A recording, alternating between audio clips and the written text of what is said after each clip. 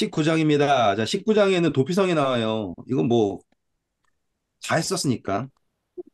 참 신기하지 않습니까, 우리?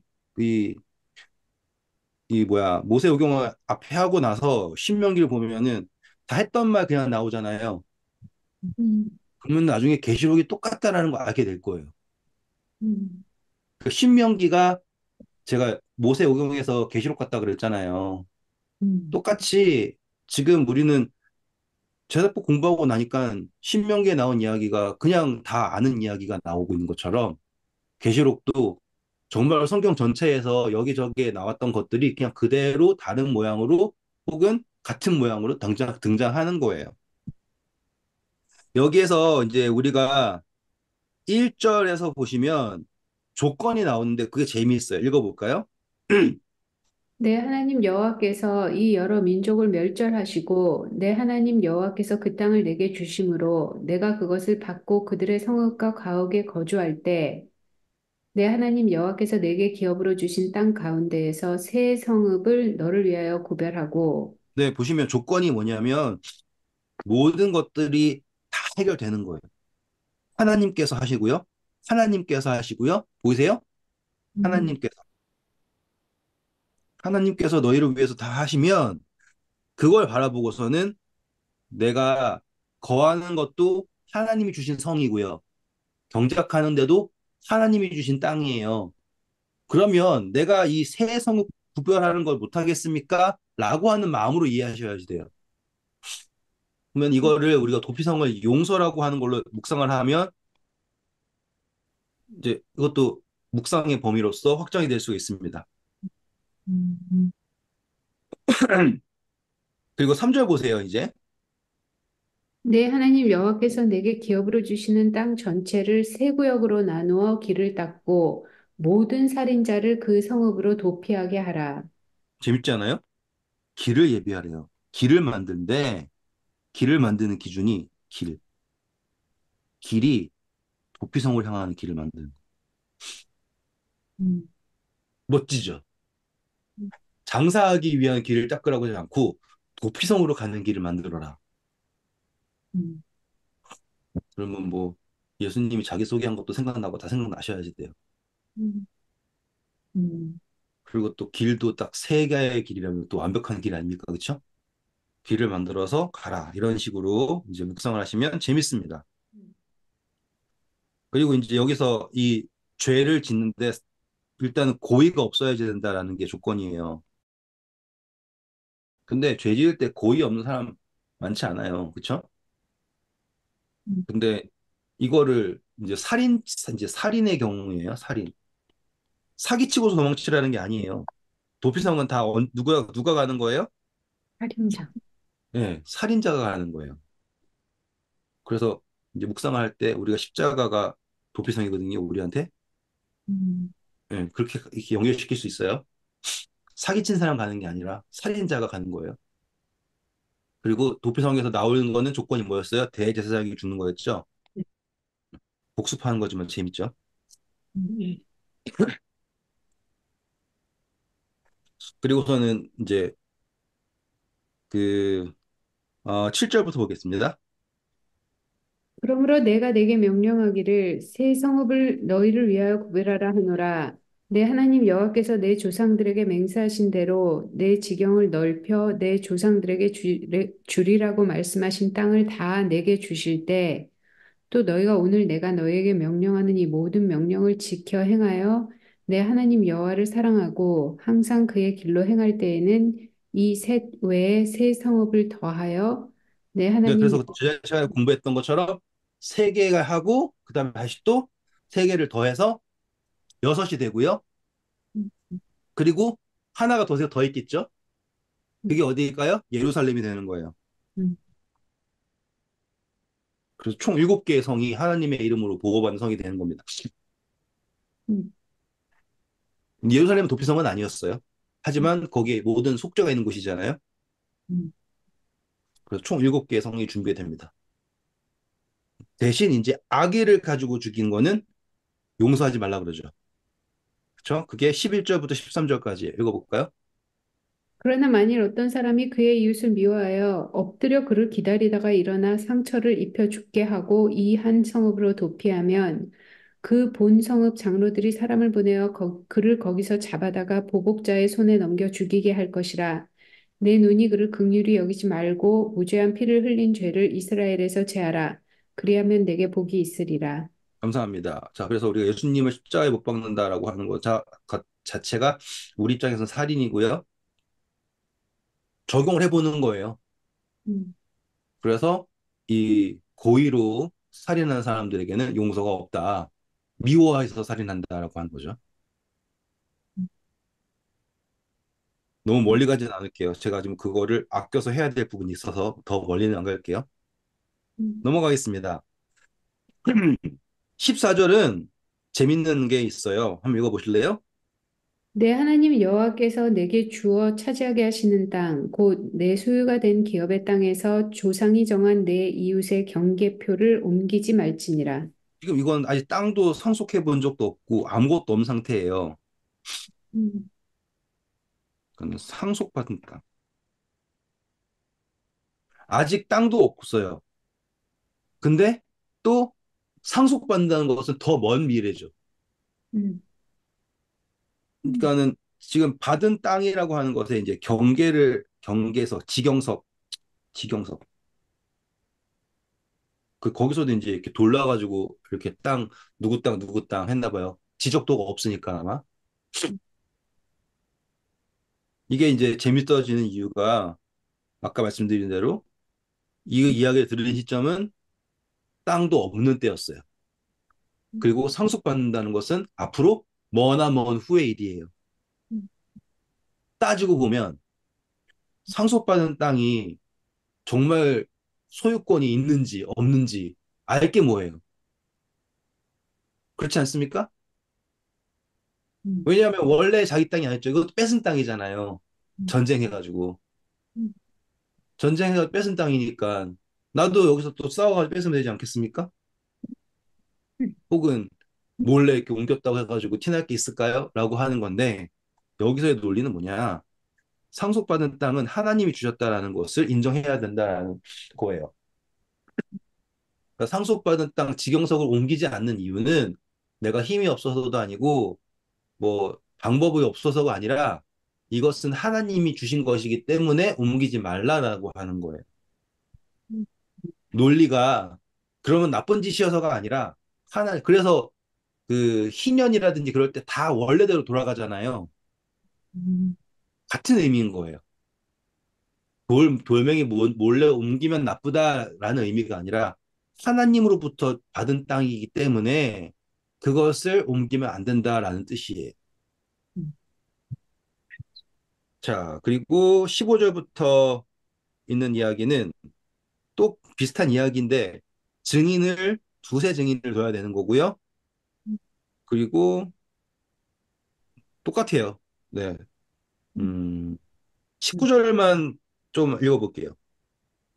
그가 그의 형제에게 행하려고 꾀한 그대로 그에게 행하여 너희 중에서 악을 제하라. 자, 이거 이야기가 우리 그 에스더서에서 음, 하만 맞아요? 예, 하만. 하만이 음, 모르드게를 장대에 달려고 했지 않습니까? 음, 장대에 달려고 했다가 하만이 그대로 모르드게가 달렸어야 할 장대에 달렸잖아요. 음, 그 이야기가 여기서 나온 이야기의 연결점이에요. 음, 음. 그리고 21절은 이제 예수님이 반대로 말하신 거가 이거니까 일단 적어 놓으시긴 하셔야 돼요. 그렇죠? 21절. 옛사람이 말하되 하면서 예수님이 눈에는 눈, 이에는 이. 근데 내가 너에게 말하되 오른뺨을 때리면 왼뺨 대라 이런 거 있잖아요. 그러니까 요거는 한 정도는 이렇게 기억해 두시면 좋습니다. 19장을 아주 간단하게 끝냈습니다. 근데 이제 20장이에요. 20장은 새로운 이야기니까 아주 재미있게 해보도록 하겠습니다. 20장은 정말로 신기한 장이에요. 왜 신기하냐라고 하면은 이제 전쟁을 하는데 하나님께서 전쟁을 하는 데는 목적이 있을 거 아닙니까? 그러면 하나님이 전쟁을 하는 목적은 이스라엘 백성들에게 땅을 주는 게 목적이죠. 그러면 그냥 주면 되지 않을까요? 그렇죠? 근데 꼭 전쟁을 해서 정복을 해가지고 땅을 얻으라고 하시는 거예요. 음, 하나님이 가나안 땅을 주기 위해서 뭐 전염병을 보내가지고 싹 죽이든지 아니면 정신을 해가지고 다 이주하게 하든지 아니면은 이스라엘 백성들이 들어오기 전에 한 200년 정도를 가뭄해가지고 불모지를 만들었다가 이스라엘 백성들이 딱 오면은 좋은 땅 만들든지 방법은 여러 가지잖아요. 근데 하나님께서 목적 이루시는 방법은 꼭 이스라엘 백성들을 사용하여서 정복하도록 한 거예요. 그러면 왜일까요? 라는 질문을 가지셔야지 돼요. 왜일까요? 우리도 원하는, 예, 그때 정탐꾼 할 때 했더랬죠, 그건 또. 음, 좀 더 있으니까 제가 물어보겠죠. 정복도 하고 거기서 또 없앨 사람들도 없애려고 그러는 거 아닌가? 그러면 꼭 놓고 안 먹고 하려고? 아, 코어 안 대고 손 풀라고? 이런 식인 거예요? 거기 산, 하나님 입장에서는 이게 제일 어려운 거예요. 하나님 입장에서는. 제일 번거로운 걸 시키는 게 전쟁을 시키는 게 제일 번거롭게 일하시는 거예요. 하나님은 정말 번거롭게 하신 거잖아요. 그렇죠? 거기 사는 사람들한테도 알게 하려고? 자, 그래서 자, 첫 번째 시작은 전쟁을 할 때 1절 보세요. 내가 나가서 적군과 싸우려 할 때 말과 병거와 백성이 너보다 많음을 볼지라도 그들을 두려워하지 말라. 애굽 땅에서 너를 인도해 내신 내 하나님 여호와께서 너와 함께 하시느니라. 네, 전쟁하는 이유는 하나님을 의지하는. 눈으로 안 보고 하나님을 볼 수 있게. 그러니까 하나님을 의지하게 똑같은 거예요. 하나님의 목적은 땅 주는 게 목적이 아니라 상황에 흔들리지 않고 하나님만 바라는 음, 그러니 분명히 하나님은 전쟁을 하게 하실 때 약한 사람들하고 싸우게 하지 않으신다는 거예요. 음, 강대한 적들을 바라보고 그것을 바라볼 때 그것보다 더 하나님을 바라볼 수 있는 훈련이에요, 훈련. 음, 음. 그래서 이제 싸움을 시작할 때는 순서가 어떻게 되는지 보세요. 2절. 너희가 싸울 곳에 가까이 가면 제사장은 백성에게 나와서 고하여 그들에게 말하여 이르기를 이스라엘아 들으라 너희가 오늘 너희의 대적과 싸우려고 나왔으니 마음에 겁내지 말며 두려워하지 말며 떨지 말며 그들로 말미암아 놀라지 말라 너희 하나님 여호와는 너희와 함께 행하시며 너희를 위하여 너희 적군과 싸우시고 구원하실 것이라 할 것이며 네, 이렇게 해서 제일 처음에 제사장이 등장해가지고는 두려워하지 말아라. 라고 얘기하는 거예요. 그러니까 싸울 때마다 반복되는 거예요, 이게. 음, 전쟁을 할 때마다 하는 규정이에요. 음, 그러니까는 요단강 건너기 전에 한 번 하고 만 게 아니라 매 전투마다 제일 먼저 이루어지는 것이 제사장이 앞으로 딱 나와가지고 딱 선포를 하는 거예요. 멋지죠? 근데 이러고 끝나는 게 아니라 그 다음 절 보면 재밌어요. 5절부터 읽어볼까요? 책임자들은 백성에게 말하여 이르기를 새 집을 건축하고 낙성식을 행하지 못한 자가 있느냐? 그는 집으로 돌아갈지니 전사하면 타인이 낙성식을 행할까 하노라. 포도원을 만들고 그 과실을 먹지 못한 자가 있느냐? 그는 집으로 돌아갈지니 전사하면 타인이 그 과실을 먹을까 하노라. 여자와 약혼하고 그와 결혼하지 못한 자가 있느냐? 그는 집으로 돌아갈지니 전사하면 타인이 그를 데려갈까 하노라. 보세요. 지금 계속 때려내죠, 이렇게. 두려워하는 사람, 아쉬움이 있는 사람, 전쟁에 집중 못할 사람 다 떼내죠. 그러니까 하나님을 바라볼 수 없고 다른 것이 마음에 걸려 있는 사람을 다 떼내요. 근데 신명기가 주어질 때 낙성식 했던 사람 아무도 없을 거고요. 호두원 있는 사람 아무도 없어요. 결혼한 사람 가능할 수 있겠지만, 그러니까 이 음, 전쟁은 가나안 정복 전쟁을 말하고선 하는 전쟁이 아니라는 거예요. 재밌잖아요. 음, 신명기 쓸 때는 포도원 아무도 없었고 집 지은 사람 아무도 없어요. 결혼한 사람은 가능할 수도 있지만, 근데 이 전쟁은 단순히 가나안 정복만을 말하는 전쟁이 아니라 앞으로의 모든 전쟁을 말하는 거예요. 가나안 전쟁은 당연한 거예요. 음. 궁극적인 목적은 뭐냐면 8절이에요. 책임자들은 또 백성에게 말하여 이르기를 두려워서 마음이 허약한 자가 있느냐 그는 집으로 돌아갈지니 그의 형제들의 마음도 그 마음과 같이 낙심될까 하노라 하고. 그렇죠. 하나님을 안 보고 자기를 바라보고 두려움 있는 사람들을 다 떼내는 거예요. 막 겁이 없는 그런 거 있잖아요. 겁이 없는 사람들, 그 사람들은 정신병인 거죠. 겁이 있어야지 되는 거예요. 근데 우리는 겁이 없어서 두려움이 없는 게 아니라 하나님을 의지해서 두려움이 없는 거예요. 골리앗과 싸우는 것도 똑같은 거예요. 음, 골리앗하고 블레셋과 전쟁할 때 사실 거기에 사람들은 아무도 있으면 안 돼요. 음, 다 두려워하고 있었잖아요. 근데 사울이 억지로 다 붙들어 놓고 있는 거 아니에요. 근데 그 수가 줄어들고 줄어들고 줄어드니까 골리앗이랑 싸운 사람한테 내 딸 주겠다 이런 식으로 막 음, 하나님을 의지하는 이야기 하나도 안 나오잖아요. 근데 거기에서 두려움이 없는 친구가 등장한 게 바로 다윗이에요. 그러니까 하나님 입장에서는 다 떼내고 다윗 한 명만 있어도 전쟁을 이기는 거예요. 하나님을 볼 수 있는 전쟁은 여호와께서 한 것이니 그 이야기가 이렇게 되는 거예요. 멋지죠? 네. 하나님은 그러한 사람들을 사용하시는 겁니다. 전쟁할 때 다 떼내요. 하나님을 볼 수 있는 사람 말고는 다 떼내는 거예요. 그러니까 전쟁을 하는 이유가 이해하시겠죠, 이제? 예, 네. 자, 그리고 이제 반대로요. 이제 상대편 쪽이에요. 아까 원희 집사님 말씀하신 대로 전쟁을 그러니까 전쟁의 상대방, 적국. 적국 입장에서는 그냥 전쟁을 당하는 입장이 아니에요, 이제. 그 다음 절 볼게요. 백성에게 이르기를 마친 후에 군대의 지휘관들을 세워 무리를 거느리게 할지니라.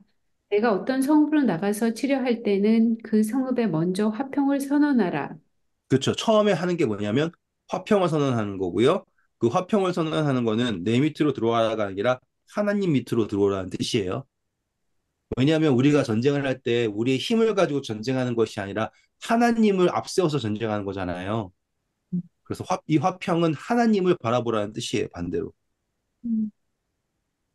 그 성읍이 만일 화평하기로 회답하고 너를 향하여 성문을 열거든 그 모든 주민들에게 내게 조공을 바치고 너를 섬기게 할 것이요. 만일 너와 합평하기를 거부하고 너를 대적하여 싸우려 하거든 너는 그 성읍을 에워쌀 것이며 내 하나님 여호와께서 그 성읍을 내 손에 넘기시거든 너는 칼날로 그 안에 남자를 다 쳐 죽이고 너는 오직 여자들과 유아들과 가축들과 성읍 가운데 있는 모든 것을 너를 위하여 탈취물로 삼을 것이며 너는 내 하나님 여호와께서 내게 주신 적군에게서 빼앗은 것을 먹을지니라. 그렇죠. 자, 그래서 가나안이랑 다르죠. 가나안은 진멸하는 거였고, 이 전쟁에서는 남자는 죽이고, 여자와 아이는 살리고. 달라요. 음. 자, 15절은 이제 별표 치시고 기억하셔야 되는 거예요. 여호수아 이야기 나오기 때문에. 읽어주세요. 내가 내게서 멀리 떠난 성읍들 곧 이 민족들에게 속하지 아니한 성읍들에게는 이같이 행하려니와 오직 내 하나님 여호와께서 내게 기업으로 주시는 이 민족들의 성읍에서는 호흡 있는 자를 하나도 살리지 말지니. 그렇죠. 자, 이게 멀리 떨어진 것과 그렇지 않은 것. 그래서 여호수아 9장에서 그 사람들이 뭐야? 이름 까먹었어. 그 민족들이 사기쳤잖아요. 옷 낡은 거 입고 와가지고. 음, 음, 음. 그쵸? 네. 떡도 곰팡이 핀 거 가져오고 해가지고. 음.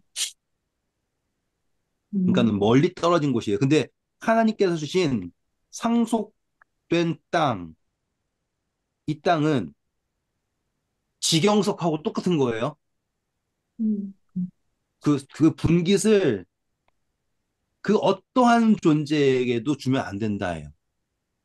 분깃은 오로지 하나님의 백성에게만 허락된다. 이렇게 이해하시는 거예요. 그래서 거기서는 숨 쉬는 것 하나도 살려주면 안 된다라고 하셨어요. 17절 보시면 명령하신 대로 모든 족속을 진멸하라고 나오죠. 그 이유는 무엇일까요? 18절. 이는 그들이 그 신들에게 행하는 모든 가증한 일을 너희에게 가르쳐 본받게 하여 너희가 너희 하나님 여호와께 범죄하게 할까 함이니라. 맞죠? 여기서 그러니까는 목적 자체가 그 사람들이 미워서를 떠나서 하나님의 백성을 지키기 위한 것이에요. 음. 그리고 이렇게 따지면 이 사람들이랑 전쟁할 때는 화평하지 않았나요? 라고 한다면 우리 기생 라합은 살았죠. 음. 그렇죠? 그러니까 은혜라고 하는 것은 닫혀있은 적이 없어요. 그리고 기생 라합의 계보에서 예수님이 태어나셨다고요. 그러니까 너무 이거를 하나님은 싹 다 죽여야 되는 사람, 인종 말살자, 히틀러다 막 이렇게 생각하실 필요는 없다고 저는 봐요. 목적 자체가 다르기 때문이네. 그러니까 상대방 입장에서는 하나님을 깨닫게 하는 거고요. 상대국의 적국의 입장에서는 하나님을 깨닫게 하는 거고요. 그러니까는 우리의 입장에서는 하나님을 의지하게 하는 거고요. 그리고 재밌는 거는요. 여기에 하나님의 논리가 재밌어요. 19절부터 보세요. 19절, 20절. 너희가 어떤 성읍을 오랫동안 에워싸고 그 성읍을 쳐서 점령하려 할 때에도 도끼를 둘러 그곳의 나무를 찍어내지 말라. 이는 너희가 먹을 것이 될 것임이니 찍지 말라. 들의 수목이 사람이냐? 너희가 어찌 그것을 에워싸겠느냐? 다만 과목이 아닌 수목은 찍어내어 너희와 싸우는 그 성읍을 치는 기구를 만들어 그 성읍을 함락시킬 때까지 쓸지니라. 이거 논리가 너무 인간적이지 않아요? 음. 하나님인데 음. 이렇게 세세한 것까지 말씀하시고 아유 또 뭐 이런 걸 다 말씀해 주세요. 이렇게 생각할 수 있지만 이거 영적으로 적용하면 더 재밌어요. 한번 해볼래요? 네. 어떻게 하면 이거 영적으로 적용할 수 있을까요? 열매를 맺는 거는 냅두고. 맺는 건 냅두고 지금 이제 정복 전쟁이잖아요. 음. 그럼 하나님도 우리의 마음을 정복하실 수 있는 전쟁을 생각하면 어떨까요? 음. 우리의 마음을 정복하러 오신 하나님이라면 어떻게 그럼, 될까요? 그러면 음. 아, 그런, 나쁜 부분의 마음을 찍어가지고 그게 나쁜 게 감사가 되고 은혜가 돼. 도구로 쓰임을 받을 수 있는 장성하게 돼. 비슷하게 되는 것 같아요. 우리 마음에는 여러 가지가 있을 거 아닙니까? 이렇게 음. 이거 합력하기 위해서 우리 싹 밀어버리고 그냥 음. 백지처럼 만들어가지고 정복할 수 있잖아요. 근데 하나님의 목적은 그게 아닌 거잖아요. 그렇죠? 네. 그러니까는 결국에는 이 우리 마음속에 있는 생각이라든지 여러 성향이라든지 이런 것들을 싹 밀어가지고 어떻게든 그걸 해가지고는 하나님만 믿게 만들고서 끝나는 게 아니라 앞으로의 것도 생각을 하는 거잖아요. 지금 이 정복 전쟁에서. 성을 둘러싸고 있지만 나무 다 베어버리고 다 불태워버리고 초토화시켜버리는 게 목적이 아니라 음. 이 성에서 결국에 정착할 사람은 하나님이신 거예요. 성령님인 거예요. 그럼 성령님이 우리 마음에 정착하시려고 그럴 때 어떻게 하실 건가? 라고 할 때 이제 적용이 하실 수 있겠죠, 이렇게? 네. 네. 그러니까는 하나님이 우리한테 꼭 전쟁 잘하는 법 100가지 뭐 이렇게 알려주시는 게 아니라 이것은 우리에게 영적인 교훈이 항상 있으니까 어떻게든 어떤 이야기 속에서도 우리는 영적 교훈을 찾으려고 이렇게 노력을 할 수 있어야지 되는 거예요. 그리고 되잖아요. 그쵸? 네. 음. 자, 21장입니다. 자, 21장은요, 이제 도피성 이외의 새로운 조건이에요. 1절부터 한번 볼까요? 내 하나님 여호와께서 내게 주어 차지하게 하신 땅에서 피살된 시체가 들에 엎드려진 것을 발견하고 그 쳐 죽인 자가 누군지 알지 못하거든. 네, 이제 이거 미제 사건이에요. 미제 사건. 미제 살인 사건. 둥둥둥둥둥둥둥둥. 이걸 아신다는 건 다 보셨군요. 한번 이거, 이 사건이 이제 이것도 영적으로 다 풀 수 있는 거예요. 그래서 재밌는, 그래서 이제 재밌는 거예요. 도피성은 살인자가 누군지가 분명해요. 음. 근데 여기서는 그 피해자는 있는데 살인자가 누군지를 몰라. 그러면 그 살인자가 도피성이 있으면은 좋아요. 그러면은 다른 성들이 깨끗해요. 살인자가 없어요. 살인자가 누군지 모르면 그 살인자가 도피성이 아니라 백성들 중에 있다는 거잖아요. 그거는 큰 문제인 거예요. 이제 느낌이 오세요? 이거 영적으로 적용할 수 있겠죠, 이제. 영적으로 적용하려면 이런 머리를 계속 하셔야 돼요. 그냥 살인자가 있다 끝나지 말고 죄라고 하는 게 드러나지 않고 있는 죄, 죄는 분명한데 음. 드러나지 않고 어딘가에 숨겨져 있는 죄, 이럴 땐 어떻게 해야 될까라고 적용할 수 있는 거예요. 자, 어떤 그래서 2절 보시면 이거를 그냥 넘어갈 수가 없는 거예요. 살인자를 이게 재밌는 게 보통 이러면 살인자를 찾으러 가는 게 목적이어야 되잖아요. 음. 예? 과학수사대 불러가지고 어떻게든 살인자를 잡아가지고 하는 거를 하나님 방법 알려주는 게 아니라니까요. 음. 정말 비합리적인 행동을 해요. 보세요. 음. 2절. 너희의 장로들과 재판장들은 나가서 그 피살된 곳의 사방에 있는 성읍의 원근을 잴 것이요. 그 정말로 비과학적이죠. 음. 예.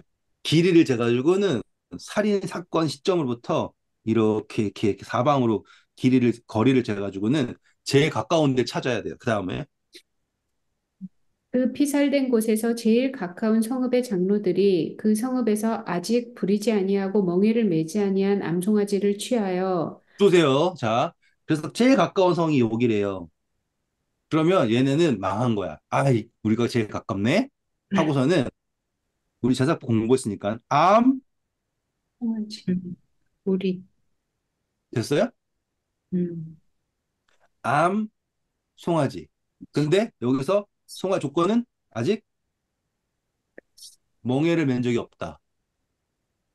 음. 그러면 우리가 제사법 공부했던 것부터가 다 나오잖아요. 멍해라고 하는 거가 이거 매가지고는 그거 노역하는 거잖아요. 그쵸? 그것이 아무 한 번도 없는 한 붉은 암송아지 말고요. 다른 거예요. 지금 이거는 네. 암송아지를 데리고 오래요. 그리고 어디로 갑니까? 4절. 그 성읍의 장로들이 물이 항상 흐르고 갈지도 않고 씨를 뿌린 일도 없는 골짜기로 그 송아지를 끌고 가서 그 골짜기에서 그 송아지의 목을 꺾을 것이요. 재밌죠?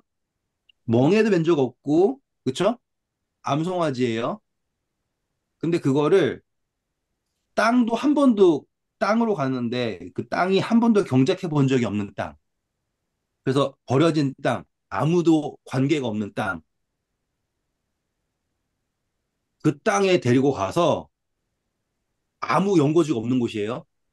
거기서 목을 꺾어가지고 목을 쳐가지고 죽여버려요. 킹제임스를 한번 읽어보실래요? 4절. 도시의 장로들이 갈지도 심지도 못하는 거친 골짜기로 그 암송아지를 끌고 가서 거기에서 그 암송아지의 목을 꺾을 것이니라. 그렇죠. 음. 그러면 이제 느낌이 더 분명하게 다르죠? 그러니까 미제 살인 사건이에요. 아무도 몰라요.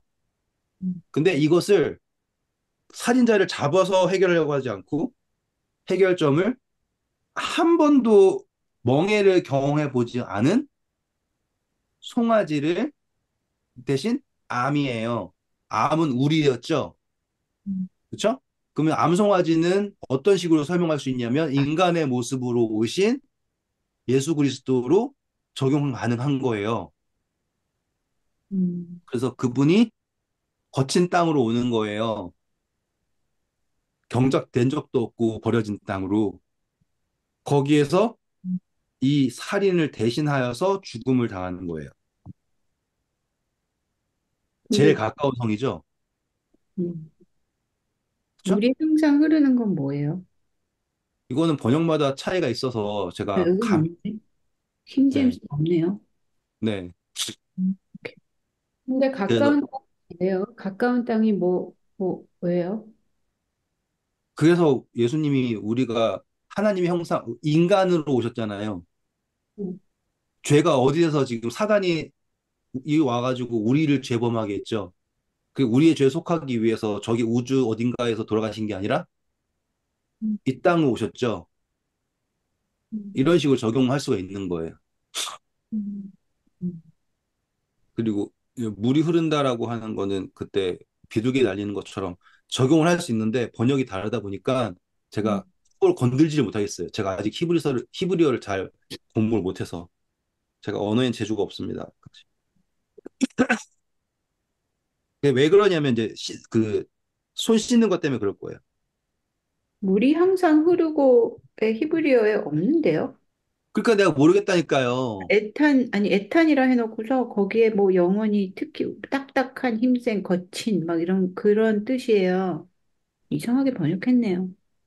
예, 그러니까 저도 몰라요, 집사님. 그래서 제가 웬만해서면은 덤벼서 막 하고 싶지만 모르는 건 모르는 거니까. 근데 충분히 해석이 가능하니까요. 그렇죠? 네. 그래서 딱 했는데 그 다음 절 보세요. 5절. 레위 자손 제사장들도 그리로 갈지니 그들은 내 하나님 여호와께서 택하사 자기를 섬기게 하시며 또 여호와의 이름으로 축복하게 하신 자라. 모든 소송과 모든 투쟁이 그들의 말대로 판결될 것이니라. 그렇죠. 이제 장로들이 그러니까 소 데리고 오는 건 누가 했어요? 장로들이 했어요. 장로. 근데 여기에서 일어나는 모든 일을 참관하는 거는 제사장이 와서 참관을 해요.